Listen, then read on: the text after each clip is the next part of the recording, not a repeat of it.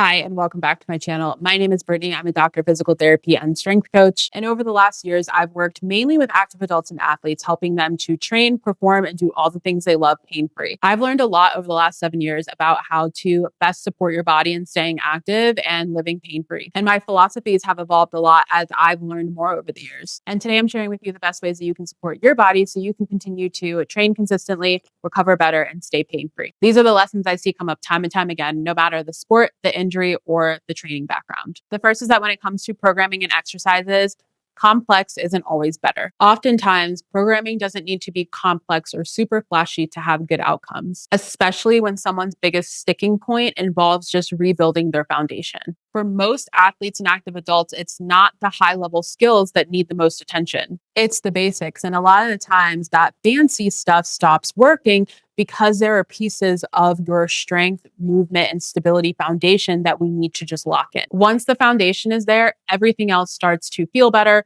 move better, and performance actually starts to really stick. The second is that pain is just information and it's not always a sign to stop. Not all pain is bad and not all pain means that you're doing damage or harm to your body. In fact, in many cases, we actually even need a little bit of tissue irritation in order to make progress and create adaptations or changes to the tissues themselves. This doesn't mean pushing through intense, sharpening, or worsening pain. It means learning how to work with your symptoms instead of automatically shutting everything down the moment something starts to feel uncomfortable or a little painful. When you understand how to interpret pain and respond appropriately, you can keep training, building tolerance, and moving forward. Instead of feeling stuck in a cycle of stopping your workouts every time something flares up and then feeling like you're completely starting from zero again when you try to go back to activity. The third is that pain is so multifaceted. And when we look at the person and treat the person as a whole, we get way better outcomes than when we look at just their symptoms or diagnosis alone. You could have the best rehab or training program out there, but if you are ignoring the other 23 hours of your day,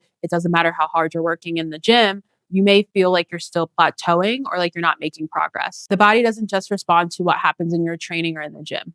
It also responds to things like stress, sleep, hydration, nutrition, and the demands of your work or daily environment. And when all of those things are working against you, even the best program out there can feel like it's not enough. But when those pieces are supporting you, everything tends to work a lot better. Recovery improves, symptoms start to calm down, and progress feels like it finally starts to stick. Lesson 4 is realizing that there's a big difference between getting back to prior level of function or baseline and being able to perform again pain-free. Prior level of function means that you're able to walk, stand, go up and down stairs, and get in and out of a chair without too much discomfort. And for a lot of people, that's where rehab stops. But for most active adults, this isn't enough. You don't want to be able to just function in your day-to-day life. You want to be able to run, lift, perform again, and feel confident doing those things without always worrying about if you're going to experience another flare-up. The problem is if we only bring people back to baseline, which is where a lot of traditional physical therapy stops, then we're bringing them back to the same point they were where they experienced an injury. Long-term progress comes from building beyond that baseline, building more strength,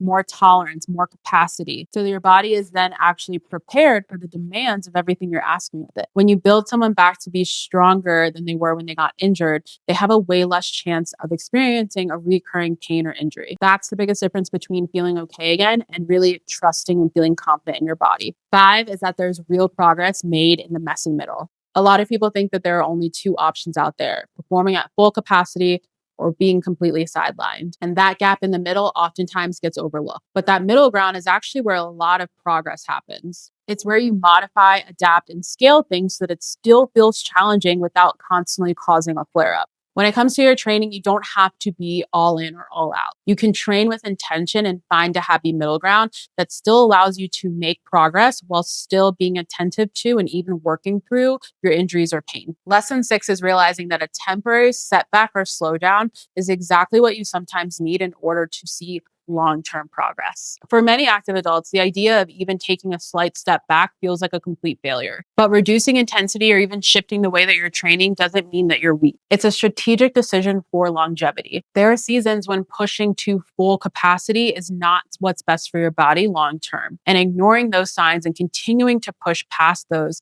can be a really great way to set yourself up for having to potentially give up the activities you love sooner than you'd like to. Temporarily adjusting volume, intensity, or even the type of activity you're doing can create the space your body actually needs to recover, rebuild, and adapt. When you give yourself that window, you're not losing progress. You're giving your body the space to build a stronger foundation so that you can come back more resilient and continue to do the things you love for years, not just months. And lesson 7 is realizing that knowledge is one of the key pieces when it comes to learning to trust your body again. A lot of fear around pain comes from not actually understanding what's happening in your body. And when something feels off, it's easy for your mind to jump to the worst case scenario, even if physiologically your body is in a really strong place. When you understand how your body works, how your body responds to load, and how to respond when symptoms do show up, things start to feel a lot less overwhelming. You're not guessing anymore, and that knowledge gives you so many more options. You know when to push your body, when to modify, when to pull back on something without spiraling or feeling like you need to shut everything down. And when you pair that with everything else we've talked about today,